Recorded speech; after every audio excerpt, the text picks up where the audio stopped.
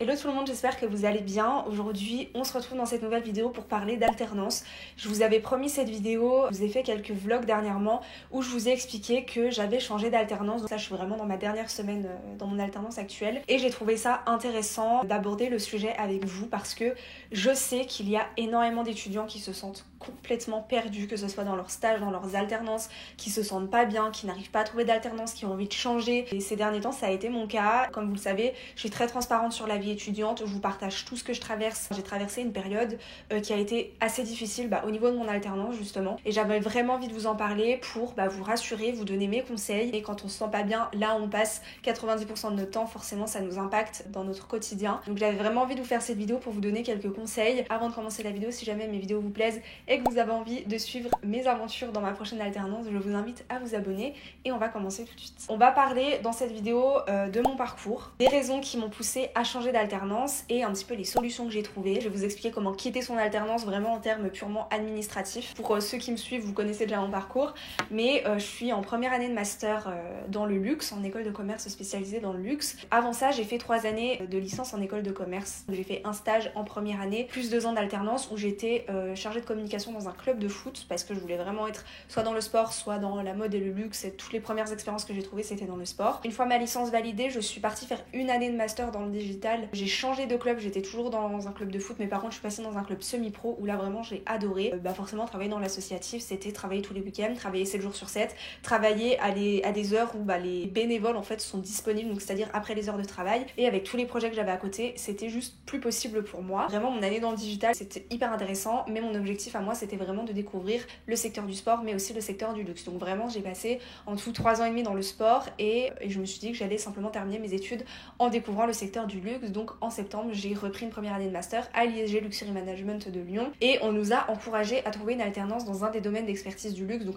automobile, hôtellerie, joaillerie, mode, haute couture, toutes ces choses là. Moi le domaine qui m'intéressait le plus c'était la mode, donc j'ai trouvé une alternance dans une start-up qui travaille, en gros, je vous la fais courte, sur le marché de la seconde main. Moi, j'ai vraiment pensé en fait qu'on allait toucher les vêtements, qu'il allait vraiment avoir cette approche hyper textile. Enfin, en tout cas, quand j'ai fait les entretiens, quand j'ai eu les différents échanges avec les personnes de l'entreprise, je me suis vraiment dit, ok, ça va être de la mode, on va parler de luxe, parce qu'on m'avait dit voilà qu'on allait parler de luxe et que ça allait vraiment correspondre à mes études. Donc, je suis arrivée, j'ai commencé le 2 septembre. C'était dans un open space, puisque j'étais dans une start-up. Du coup, j'ai jamais travaillé en start-up de ma vie, vraiment, j'ai jamais fait ça. Et c'est vrai qu'au début, quand j'ai fait l'entretien, on m'a jamais dit que c'était une start-up. Le premier jour, on m'a dit d'arriver avec mon ordinateur. Bon, déjà j'ai trouvé ça un petit peu bizarre parce qu'on n'est pas censé travailler sur notre propre matériel. Je suis arrivée dans un endroit, en fait, donc c'était à Lyon, donc un énorme open space avec plein de startups. Je me suis sentie trop bizarre. J'ai jamais travaillé dans un open space où on n'avait pas nos bureaux attitrés, en fait. Ça me changeait d'environnement. Ça m'a un petit peu surprise, en fait, vraiment cet environnement open space, plein de startups autour de nous, ça parlait énormément. Ça m'a fait un petit peu bizarre au début. Vraiment, la première semaine, j'ai adoré. Je suis rentrée le week-end chez mes parents, j'ai dit vraiment, je regrette pas du tout d'avoir quitté le milieu sportif. Vraiment, première semaine, ça s'était super bien passé.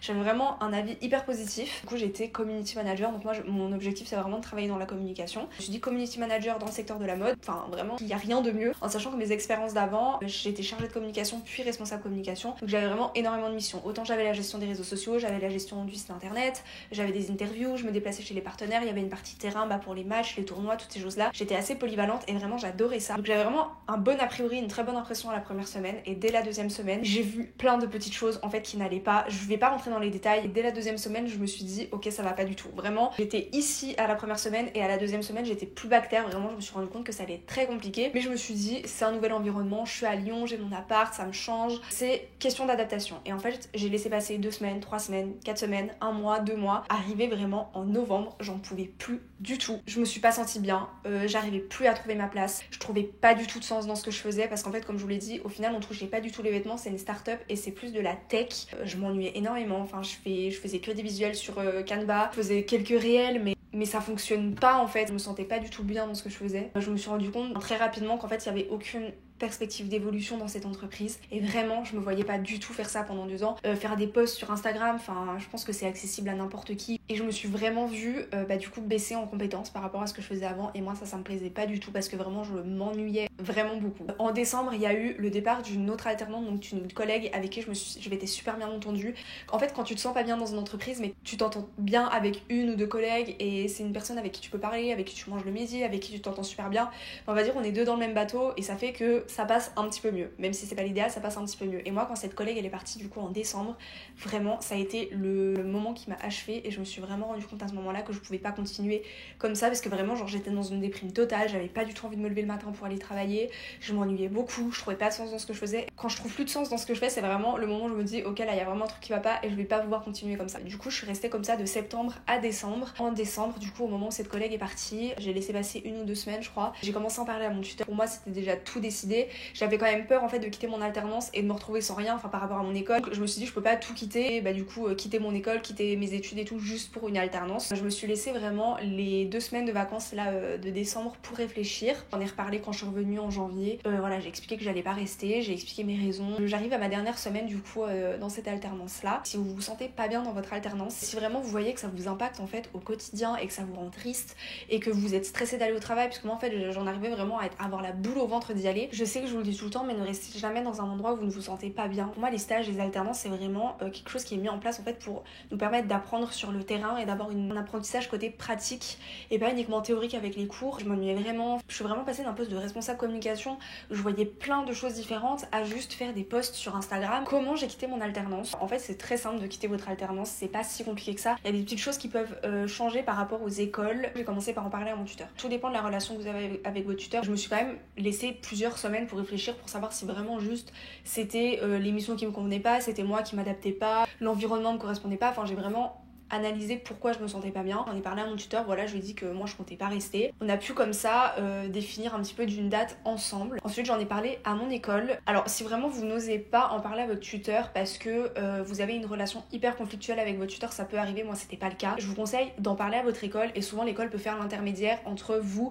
et votre tuteur. Ensuite j'en ai parlé à mon école en fait pour savoir la procédure et surtout pour savoir combien de temps je pouvais rester sans alternance. Au début ma décision était prise, j'avais toujours pas trouvé d'alternance, même si j'avais passé plusieurs entretiens pendant les vacances de Noël. Donc moi ce qui m'embêtait un petit peu c'était en fait combien de temps je pouvais rester sans alternance. C'est juste ça qui peut changer en fonction des écoles. Moi je sais que j'avais 3 mois à la date de rupture de mon contrat pour trouver une nouvelle alternance. Je me suis quand même un petit peu bougée, j'ai passé rapidement des entretiens et au moment où finalement j'ai trouvé une autre alternance, c'était en janvier. Là j'ai défini une date avec mon tuteur. Une fois que j'en ai parlé à mon école, il a fallu que je fasse une lettre, que mon tuteur fasse une lettre, qu'on signe les deux nos lettres pour les envoyer à mon école et ensuite mon école nous envoyer un formulaire à remplir. Enfin, c'était vraiment des informations au niveau du contrat, la date de début, la date de fin, qui est-ce qui a décidé de mettre fin au contrat. On a signé tout ça, ensuite on a tout renvoyé à mon école et ensuite l'école nous envoie des signatures électroniques à faire pour clôturer le contrat. Comment j'ai retrouvé une alternance? Je voulais vraiment être dans le secteur de la communication parce que c'est vraiment ce qui m'intéresse. J'ai envoyé plein de CV, vraiment j'ai postulé à plein d'endroits et finalement j'ai passé un entretien dans une agence de communication du coup qui ne se trouve pas à Lyon et le feeling est super bien passé. L'émission ça correspond totalement à ce que je voulais faire et finalement j'ai été prise. Donc voilà, j'ai passé 2 entretiens dans cette entreprise. Vraiment le but de cette vidéo c'est vraiment de vous rassurer si jamais vous ne vous sentez pas bien, si jamais vous sentez que vous n'êtes pas à votre place, que pour plein de raisons pesez le pour et le contre et si vous voyez en fait que vous pouvez pas passer au-dessus, c'est pas grave, c'est pas un drame. Moi je vous conseille vraiment de partir et de ne pas vous faire du mal parce qu'en fait ça va vous détruire plus qu'autre chose de rester dans un endroit qui vous correspond pas. Oui c'est compliqué, je suis d'accord avec vous, c'est très compliqué de trouver une alternance mais moi je vous assure que quand on se bouge un minimum on trouve. Enfin moi je sais que toutes mes vacances de Noël Nouvel An là pendant 2 semaines j'ai envoyé plein de CV, je passais vraiment ma journée entière sur des sites genre Indeed, LinkedIn, j'ai partagé mon CV, j'étais même prête à faire de la vente, j'ai envoyé mes CV dans la vente alors que je déteste ça. Il faut savoir travailler son CV, il faut savoir, enfin moi je sais que j'ai retravaillé mon CV, j'ai retravaillé mes lettres de motivation, j'ai retravaillé ma manière de me présenter, j'ai retravaillé aussi mon portfolio. Si vous êtes dans la communication, hyper important d'avoir un portfolio et j'ai quand même décroché énormément d'entretiens. Si jamais vous avez des questions par rapport à ça, parce que là j'ai survolé le truc assez rapidement, si vous avez envie d'avoir un petit peu plus d'infos, un petit peu plus spécifiques, un petit peu plus perso que je peux pas forcément partager, n'hésitez pas à m'envoyer un message sur Instagram. Du coup on a fait le tour du sujet. Si jamais ça vous a aidé, vous pouvez aussi me le dire en commentaire. Je vous remercie d'avoir regardé cette vidéo, je fais plein de gros bisous et nous on se retrouve bientôt pour une prochaine vidéo. Bye.